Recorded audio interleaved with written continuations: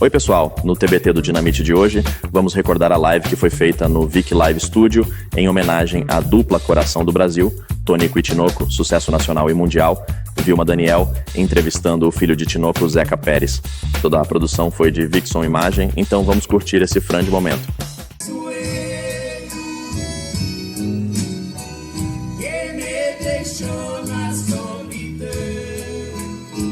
Muito boa tarde, José, muito boa noite, muito bom dia para quem estiver assistindo aqui a nossa live. É isso aí, um abraço a você, Vilma, nossos amigos que estão aí do lado da telinha, né? Vamos falar muito de Tonico e Tinoco. A exposição Tonico e Tinoco hoje corre o Brasil levando um pouquinho dessa história maravilhosa que você falou do Tonico e Tinoco. E a exposição começa de uma promessa que eu fiz ao meu pai, quando eu vi ele falecido. Prometi que todo dia falaria dele. Não tinha ideia de como. E surgiu a ideia da exposição e ela está aí desde 2013 rodando todo esse Brasil, levando alegria, mensagem e a história do Tonico e Tinoco também. Quando a gente fala em exposição, a gente está falando de um museu que a gente leva até as pessoas. E o que é um museu? Eu que já fui diretora do museu, posso dizer, existia um projeto muito interessante chamado Museu de Rua, que era que o museu saía de dentro da sala, e hoje tem muitos projetos semelhantes, né, que torna possível as pessoas poderem tocar nos objetos, vivenciar um pouco a história que aquela pessoa que marcou a nossa sociedade viveu. Como é que as pessoas têm recebido essa exposição, José? Então, mas exatamente esse é o objetivo, né? Porque quando eu chego numa cidade e levar a exposição, as pessoas que vêm de encontro, quando tocam um objeto, o violão do Tonico, uma medalha, uma roupa, sempre tem uma história para eu saber. O pessoal vem e me conta uma história, olha, eles estiveram aqui há 30 anos atrás, num circo tal, coisas que eu não sei, então eu acabo aprendendo. E outra coisa maravilhosa é ver a satisfação que o público tem em recordar o Tonico e Tinoco, essa história que todo mundo que passa sempre tem. Quando eu casei, seu pai estava cantando Moreninha Linda, quando eu conheci meu marido, o Beijinho Doce, cada pessoa tem uma história. Então a exposição, além de levar os objetos até você aí na sua cidade, também tem esse lado de resgatar a memória, a vida que as pessoas deixaram no passado. E quando vê aí um objeto, alguma coisa, uma música do Tonico e Tinoco, um filme do Tonico e Tinoco, lembram no passado com tanto carinho. É interessante que o Tonico e Tinoco foi uma dupla que ainda hoje, né? Muitos filmes, especialmente os filmes do Mazzaropi, utilizou-se muito música do Tonico e Tinoco também, né? E tem filmes hoje que ainda estão sendo realizados que ainda usa a música de Tonico e Tinoco, não é, José? Sim, quando eles fizeram o primeiro filme, lá no meu sertão, que conta a história do Tonico e Tinoco até os anos 60, foi justamente a influência do Mazzaropi, porque o Mazzaropi estava explodindo em bilheteria, né? E o Tonico e Tinoco falou, não, vamos fazer o seguinte, vamos também entrar nesse barco, vamos contar nessa história, e o segundo filme é esse que está passando aqui, que é a história do Chico Mineiro, que por coincidência, o segundo autor do Chico Mineiro, Francisco Ribeiro, é aqui de Limeira. Interessante. Ele trabalhava também na Rádio Tupi, na Rádio Difusora na época, e ele levou para o Tonico escrito uma história de um boiadeiro que não tinha família, era só história, e o Tonico fez a letra, e foi em 1947 que surgiu então o Chico Mineiro. E essa música foi um divisor de águas na carreira do Tonico e Tinoco, porque até então, em 4 anos de carreira, nada tinha acontecido muita coisa, entendeu? Ou eles faziam alguma coisa para seguir ou eles iam parar. E foi o Chico Mineiro que deu start, um grande sucesso aí na carreira do Tonico e Tinoco. Que maravilha, né? Agora, esses objetos que nós estamos vendo aí do seu lado, que tem esse revólver é de mentiras, é? Então, esse daí fez parte do filme... Foi confeccionado para isso? Fez parte do filme aí do Chico Mineiro, Tem até aqui atrás, depois vai inserir aí, a fotografia deles vestido, né? Com esse revólver, com a bombacha. E era a roupa que eles usavam em show, em circo, né? Porque além do filme, eles também tinham as peças teatrais circenses. Então, vamos supor, o Chico Mineiro fez sucesso, o Tonico escrevia a peça. E, de repente, voltava 5, 6 vezes no mesmo lugar. Então, como era só cantar não, ele levava a peça também. E entre essas peças de grande sucesso foi A Vingança do Chico Mineiro, também através do circo, né? E eles iam vestidos assim. Tem até um caso que aconteceu, eles tinham 2 shows numa noite só, e como eu não tinha tempo de se trocar, eles saíram do outro circo já com o revólver aqui, né? E não deu outra, a polícia parou e queria prender o Tonico Tinoco, porque eles estavam armados, né? Mas até falar que era o Tonico Tinoco, que lá é de brinquedo, né? Se você vê, coisa de criança, mas aí passou, conseguimos chegar no outro circo para fazer o show. Agora, eu falei aqui no início da minha colocação, na abertura desse vídeo, dessa nossa live de hoje, né? Eu coloquei que uma das grandes virtudes do seu pai e do início da carreira do Tonico Tinoco era o exercício da humildade e da paciência, né? É impressionante, gente, quando a gente lê a história, quando a gente vê como foi o surgir da dupla, que da onde veio essa paciência, Zé? Mas sabe que eu acho que é da própria criação. Aquela época, pelo menos o que meu pai falava, o mundo dele era pequenininho, né? Então ali ele se resolvia inteiro. De repente ele chega em São Paulo, vai para uma rádio, que era a Rádio Difusora, que era uma grande emissora de rádio. E de repente ele se vê sozinho ali, né? Tanto que muita gente, maldosa já naquela época, queria derrubar a dupla, dando música ruim, música que falava mal dos outros, entendeu? Ensinava piada para contar no show, mas piada suja. Então tudo isso, ele com esse jeito aí de caipira, de matuto, desconfiado das coisas, mas não, vamos fazer assim, vamos fazer do nosso jeito. E acho que foi isso que deu tudo certo na carreira do Tonico Tinoco. Eles fizeram, porque eles começaram com muito circo também, e o circo não pagava, né, Zé? Eu lembro seu pai me contando isso, que tocou muito em circo, o circo não pagava, eles iam embora e nada de receber. O circo, na verdade, surge mais na década de 50, porque até então o Tonico Tinoco fazia muito cinema da cidade, sim, né?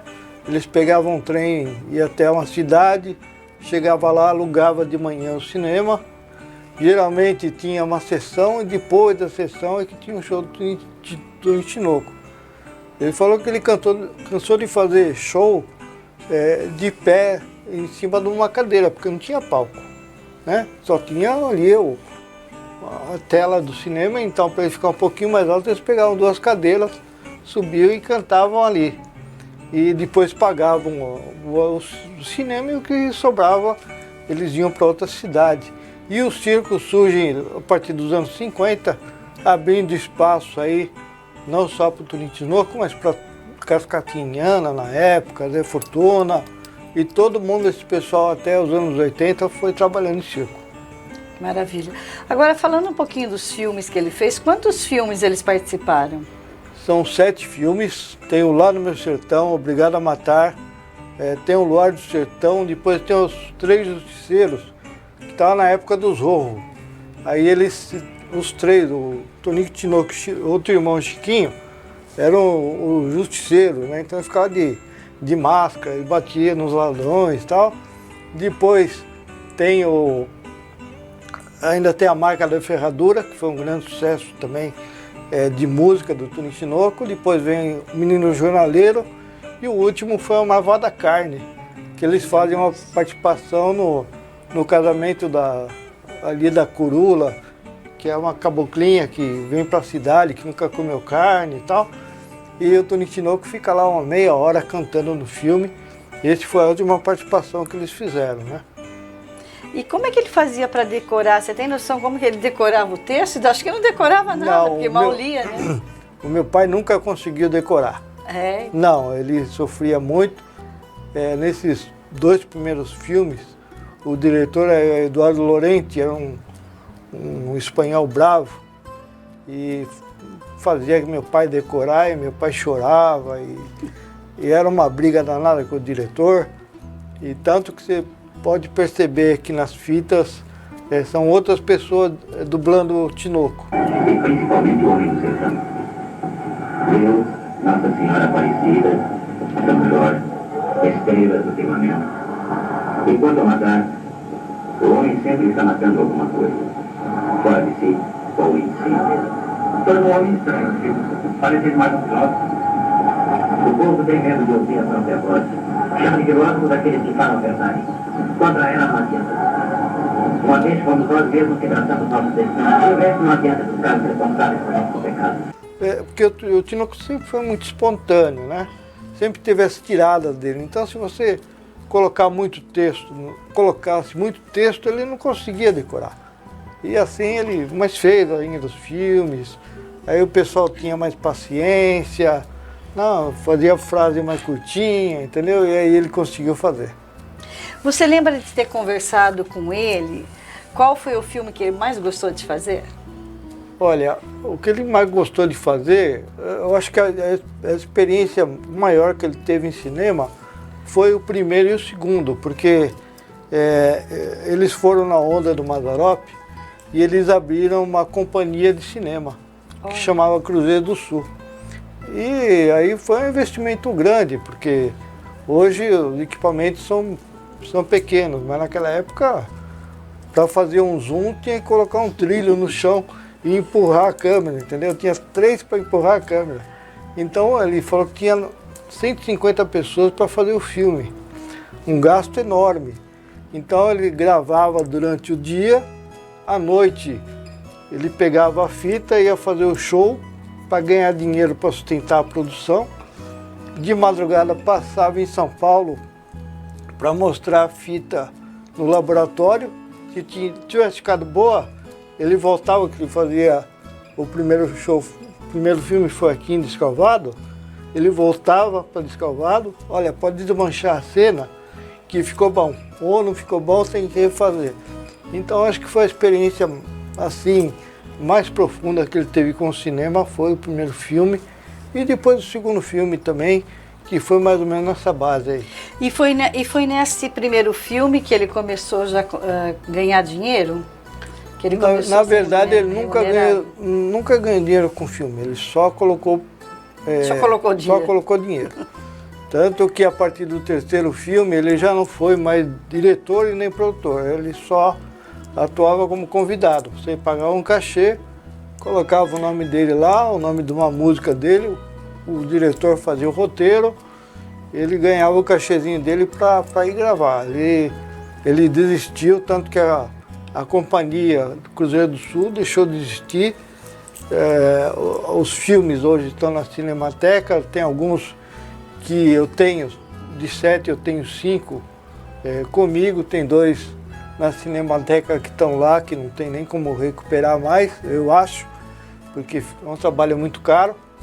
E ficou assim, eu acho que o mais importante foi a divulgação que eles conseguiram fazer através do cinema. Tem até uma historinha que eles chegaram na cidade para fazer o circo, e naquela época só viajavam os 2, mais uma pessoa, e o Tonico estava na bilheteria ali, né? E o povo passava no circo e ia descendo. Aí o Tonico falou assim, mas e o pessoal não vai entrar aqui no circo? Ele falou, não, ele está passando o filme de vocês aí no cinema, e o pessoal está indo ver. Olha. Ele falou, aí tá vendo, ferremos nós mesmo, né? Aí eles pegaram, foram lá no cinema, gente, nós estamos aqui, depois vocês verem o filme, pode ver à vontade aí, nós estamos no circo lá embaixo, lá esperando vocês. Aí o pessoal desceu e assistiu.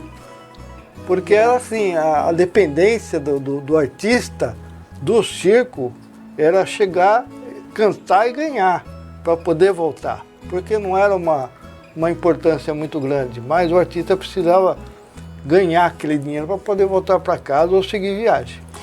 Bem, nós estamos vendo aqui na nossa exposição algumas botas que calçaram os pés aí do seu Tinoco. E eu me recordo de uma história que ele contou num projeto que nós desenvolvemos juntos, chamado Bolo, Prosa e Café. Foi. Fizemos alguns projetos, um projeto desse bem interessante. E ele contava uma história quando a primeira vez que ele colocou um sapato. Foi. Conta essa história, Zé, já que ele não está aqui para contar. Então, aí ele já tinha uns 18 anos e ele nunca tinha colocado sapato. Ele falou que ele conseguia acender o fósforo na sola do pé. O negócio Deus! Era incrível, né? Porque 18 anos descalço, você vê como que é o negócio. Né? 18 anos. E aí ele ganhou um dinheirinho, ele falou, pai, eu vou comprar uma bota, né?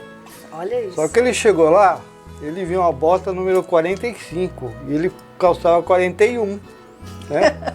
Mas o cara também não falou que o sapato estava maior que o pé. E ele chegou lá no meu avô lá e meu avô não deixou ele trocar, não. Ai, que coitadinho, não podia trocar na época, não? Enchia de papel, ele falou que ia virando o bico assim, parecia que é sapato de palhaço, né? E ele usou até acabar aquela bota e o vô não deixou trocar, não. Foi assim.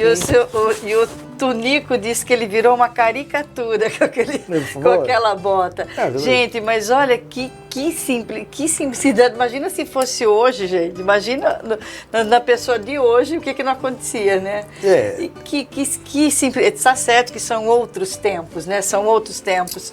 Mas que simplicidade, né? Não perguntar, vai comprar um calçado e não experimenta o calçado. Não, então, é a primeira coisa, né?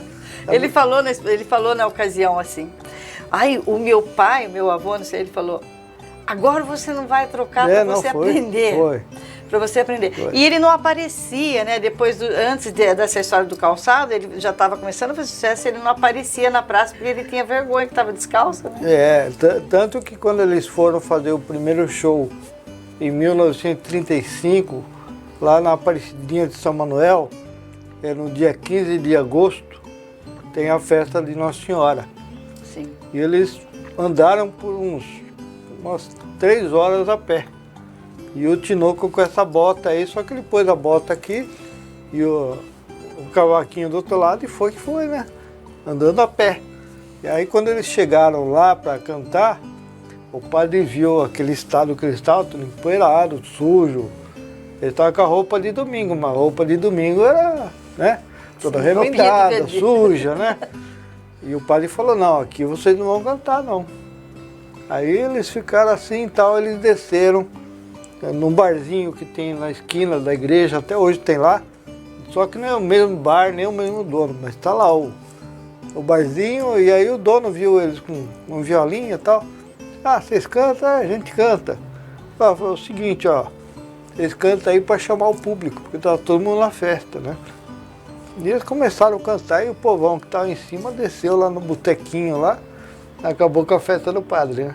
Tá e vendo? foi esse daí o primeiro show, em 1935. Olha que maravilha. Agora conta um pouquinho pra gente essa história que essa viola aqui era a paixão do seu pai. Esse daí é o violão. Né? Esse é o violão aqui, verde. viola não, esse violão é o aqui, violão, né? Esse violão, na realidade. Esse é uma réplica, né? O original está guardado.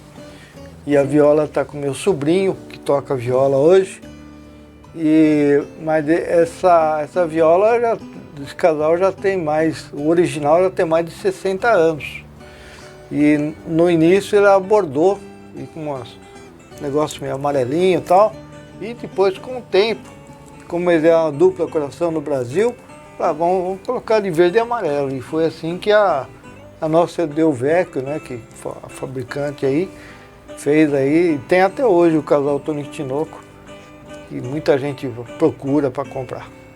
E escuta, agora quem está assistindo em casa essa nossa live, talvez tem muita gente jovem assistindo, não sabe de onde surgiu o nome Tunico e Tinoco. Quem é que deu este nome, né, que pegou tão bem no Brasil? Porque o seu Tinoco era João Salvador... José Pérez, e o Tunico era João Salvador Pérez, né?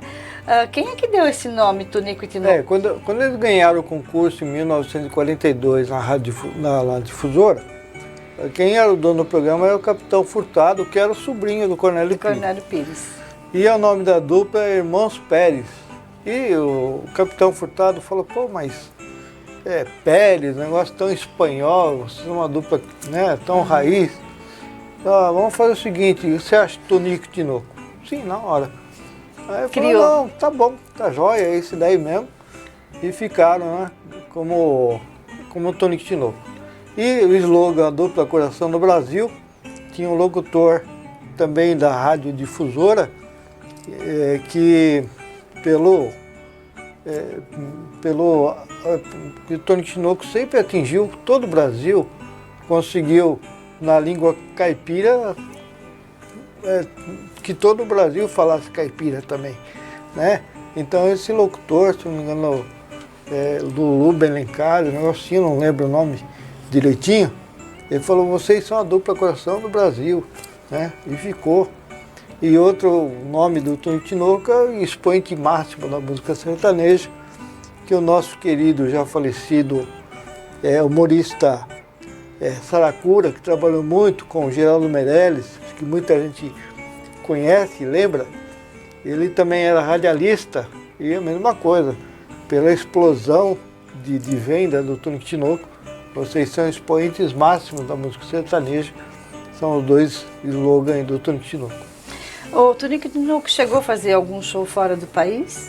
Só uma vez nós fomos no Paraguai, na cidade de Santa Rita, que lá é um território que tem muito brasileiro. Isso por volta de 1987, 88, mas assim, para outros lugares, não. Só no Paraguai, foi essa vez. Eu lembro que era uma exposição agropecuária, e foi Tonico e Tinoco, foi Perla no dia seguinte. Era o rapaz que tomava conta da feira lá em Santa Rita, era vereador em Foz do Iguaçu, e levou todo o pessoal para lá, fazendo uma festa brasileira dentro do Paraguai. Em relação ao figurino deles, quem é que fazia? Porque o seu Tinoco tinha bom gosto. Agora, ele vinha com umas camisas de seda nos nossos programas, né? A gente que trabalhou agora mais no fim da vida dele aí. Quem é que cuidava do figurino dele? Nós estamos vendo aqui na nossa exposição que tem algumas camisas que hoje são modernas, inclusive, né? Eu sei que o Tinoco, principalmente, sempre foi muito vaidoso. O Tonico não, mas o Tonico, como tinha que vestir igual, ele também entrava na onda, né? E a partir dos anos 70, uma senhora chamada Dona Mariquinha, uma portuguesa que morava na Moca, no mesmo prédio lá do Tonico e do Tinoco, eles moravam lá na Moca, e ela que confeccionava. Minha mãe comprava os tecidos, né? Essas coisas mais estampadas, vermelho e tal. E o Tinoco, olha, eu quero assim, assim, né? Paletó assim, assim. E aí a Dona Mariquinha que fez até no ano 2000, mais ou menos. Aí depois ela faleceu. Aí nisso o Tinoco abriu uma grife, tem uma camiseta, uma roupa da grife dele aí. E aí depois a minha mãe, até o final da vida dela, que cuidava da aparência da dupla, depois do Tinoco, do figurino, sempre ela cuidou muito disso. Como é que a dupla lidava com o assédio dos fãs? Olha, sabe que um dos patrimônios do Tonico e Tinoco, primeiro é o repertório, que eles sempre respeitaram. Eles nunca gravaram nada que agredisse a eles, porque se agredisse a eles, ia agredir também o fã, né? E a segunda base da carreira do Tonico e Tinoco são os fãs. Tanto que nos anos 50, no programa de rádio, pouca gente fazia isso. Eles liam, olha, a Vilma lá de Limeira está mandando um alô pro Luan, que mora aqui na Vila Formosa. Semana que vem ela está vindo para cá. Então eles faziam um serviço de utilidade pública que na época não tinha. Né? E isso daí que hoje muita gente, muitos fãs lembram desses desse benefício que o Tonico Tinoco deu. E uma pessoa até famosa do nosso meio, a Olga Bongiovanni, Sim. ela falou que ela tinha 10, 11 anos e ela escreveu para o Tonico Tinoco, porque eles falavam que eles mandavam fotografia e tal. Ela falou, será que manda mesmo? Não acreditou. Ela pegou e mandou, né? E passou uns 2 meses, porque naquela época até voltar a carta, ela falou que depois de 2 meses recebeu lá uma cartinha do Tonico Tinoco assinada, uma fotografia com autógrafo, e foi isso. Ela falou, esse foi uma das bases que me fez profissional de televisão hoje. É encantador, né, esse reconhecimento. Agora, José, nós temos aqui na nossa exposição inúmeros, né, a gente nem colocou tudo aqui, mas tem inúmeros troféus que eles receberam, inúmeros cartões. Você sabe me dizer assim de onde vieram tantas premiações, assim, quais foram as mais importantes? Temos aqui o Roquete Pinto de 1960, que era um troféu mais importante da imprensa brasileira na época, durante quase 20 anos, né? A TV Record convidava aí os astros da música brasileira, e tanto que não existia nem sertanejo. Se você ver a plaquinha lá, tá conjunto sertanejo, não tá dupla sertaneja. E o Tonico Tinoco foi premiado durante mais de 10 anos seguidos. Esse é um dos troféus mais importantes. Tem troféus que cada show que ia fazer, o prefeito queria deixar registrado o carinho que tinha pela dupla. Então, vários cartões de prata, as medalhas que ele ganhou do governador do Paraná, que está pendurado ali. Então, as autoridades queriam demonstrar, através de uma lembrança dessa, o carinho que ele e a população da cidade tinha, né? E guardavam ali por Tonico Tinoco. Pois é, hoje a gente vive um momento diferenciado da música, né? Hoje a música sertaneja, ela tem um outro estilo, né? Hoje ela já não é mais aquele tipo de sertanejo. Já não é mais nem o sertanejo universitário também. A gente já não sabe mais nem que estilo que ela tem, mas ela tem também o seu valor, né? Cada um dentro do seu estilo. Mas o que a gente percebe é que mesmo os jovens não deixam de ouvir a música raiz. Eu tenho os vizinhos, que é o Rodrigo, por exemplo, que eu quero mandar um beijo para ele, que ele está assistindo a nossa live. O Rodrigo deixa o carro ligado lá na frente de casa todos os dias, finais de semana à tarde, e não é raras vezes que eu vejo o Rodrigo tocando Tonico Tinoco. Quem é que não faz um churrasco em casa? Não é, Vitório? Não é ela que está aqui com a gente assistindo essa live? Quem é que não faz um churrasco? Quem é que não vai para uma praia e não tem o violãozinho? E na hora do sertanejo é uma tristeza do Jeca, é um luar do sertão. Quando até numa cerimônia religiosa, o senhor Tinoco esteve, por exemplo, em Limeira, que foi um momento de grande emoção para o Coral São Sebastião, que também vai fazer uma live, também pelo projeto aí da Prefeitura Municipal de Limeira, da Secretaria Especial da Cultura, Ministério do Turismo, do Governo Federal, desta lei Aldir Blanc.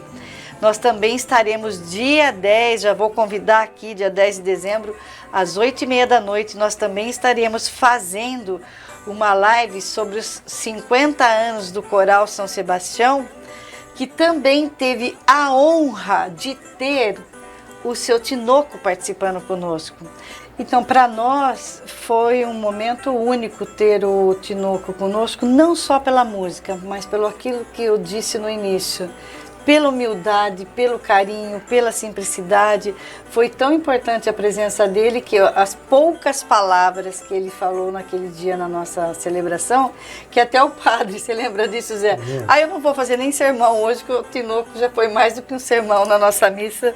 Tamanha grandiosidade de ser humano que ele era, né, Zé? Sabe que o Tinoco tinha muito dessas coisas. Às vezes, num evento grande, ele fazia o dele e ia embora, né? Porque talvez não ia fazer mais nada. Então, às vezes tinha um lugar que tinha muito artista, ele chegava lá, fazia dele Agora, num lugar que ele se sentia bem aconchegado, Ele ficava. né, com amigos, aí ele ficava, contava história e fazia amizade. Não tinha, quando acabava o show, você sabe que ele não tinha perto de ir embora, ficava lá.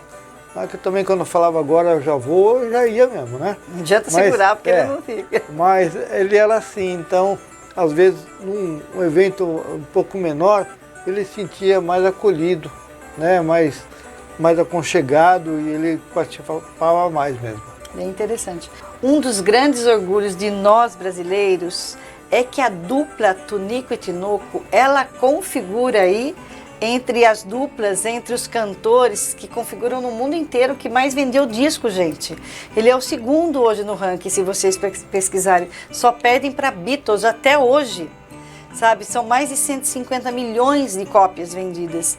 E eu sei que os Beatles e Sinatra, quando veio no Brasil, levou o disco deles, né? Exatamente. Naquela época, principalmente o Sinatra, que pertencia à mesma gravadora, ele queria conhecer a nossa cultura. Ele levou o disco Tonico e Tinoco, do Tião Caí Pardinho, Jacó Jacozinho, os cantores da época também populares, tudo que tinha dentro do catálogo da Continental Chanticleer ele levou. E os Beatles também, né? Eles tiveram uma passagem e receberam essa coletânea. É que naquela época não era a mesma como é hoje, né? Hoje você dá um espirro aqui, você manda no WhatsApp, todo mundo sabe. E naquela época era mais difícil. Eu fiquei sabendo dessa história 20 anos depois. Já não tinha mais o que fazer, né? Foi a época em que eu fui trabalhar dentro da Chanticleer Continental. Um dos diretores mostrou, ó, o Sinatra levou isso. Então é orgulho realmente.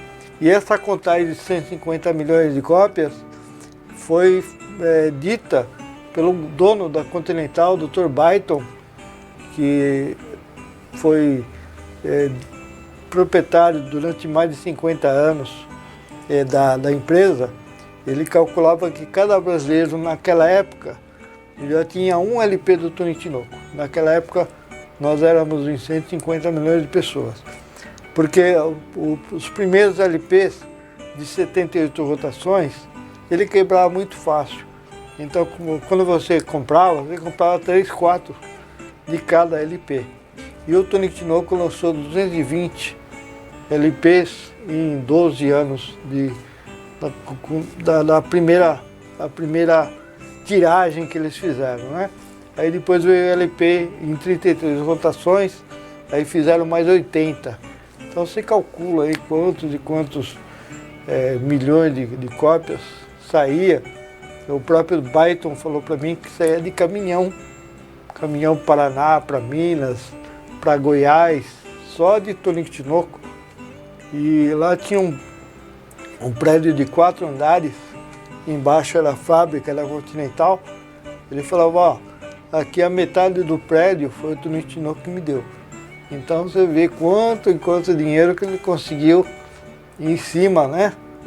Só o catálogo da Continental Chanticleer já são quase 70 LPs do Tonico e Tinoco, fora os 78 rotações, que infelizmente hoje não tem como você resgatar, só mesmo através de MP3, mas tem muito colecionador aí que corre atrás aí, paga R$1.000, R$2.000 num LP do Tonico e Tinoco, e tem um comércio muito grande ainda hoje de pessoas que procuram esse tipo de produto, né? E falando em gente assim, eu tenho um amigo lá em Curitiba, ele chama Michael Monteiro, você estava falando na juventude, ele tem hoje 33 anos e desde os 13 anos que ele coleciona Tonico e Tinoco, ele tem tudo, ele sabe muito mais coisa que eu do Tonico e Tinoco. É um grande pesquisador, quero mandar um abraço ao Michael e através do Michael aí abraçar a todos os fãs, que eu sei que são milhões aí por esse Brasil afora, que respeitam, que amam, e quando vê a exposição, fala isso aí, continua, não para.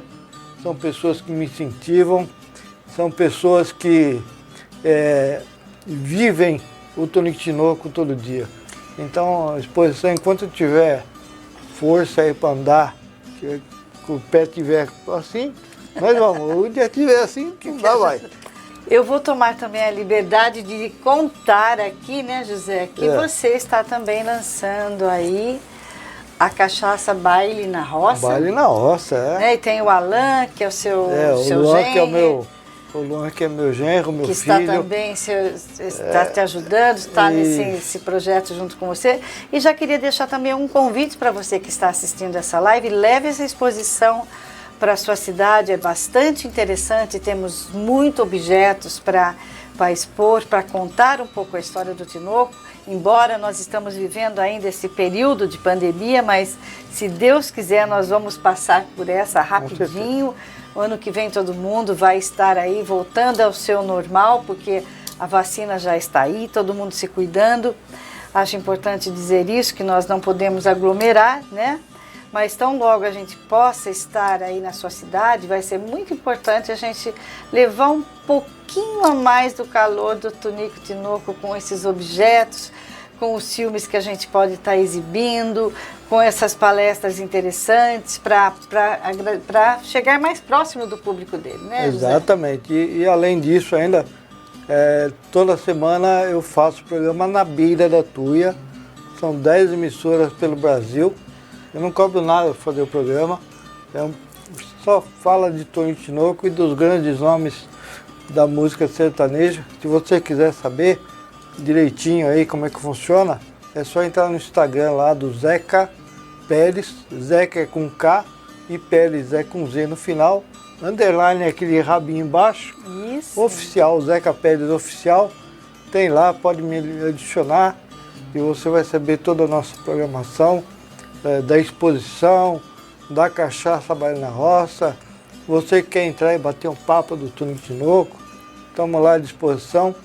E todo esse bate-papo que você está vendo aqui, que a gente está tendo hoje nessa live, é esse bate-papo que a gente tem quando chega a exposição aí na sua cidade.